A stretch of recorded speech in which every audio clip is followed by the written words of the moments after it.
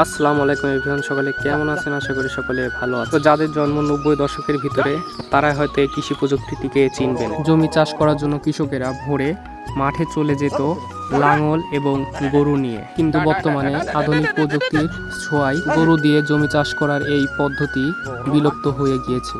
কিন্তু এখনও কিছু জায়গায় যেখানে আধুনিকতার ছোঁয়া পৌঁছাতে পারে নাই, সে সকল জায়গাতে গরু দিয়ে জমিতে এখনও চাষ করা হয়।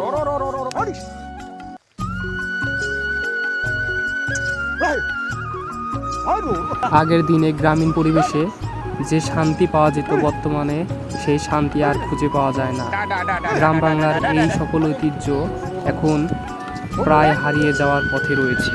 আগের দিনের মতো এখন আর যাওয়া হয় না সকালে ফসল তুলতে, বিকালে কৃষকদের খাবার নিয়ে মাঠে যেতে। হারিয়ে গিয়েছে জীবন থেকে সেই সোনালী দিনগুলো, যা হয়তো আর কখনোই ফিরে পাবো না। কথাগুলো আর আমার ভিডিওটি যদি আপনাদের ভালো লেগে থাকে তাহলে অবশ্যই পেজটি ফলো দিয়ে পাশে থাকবেন।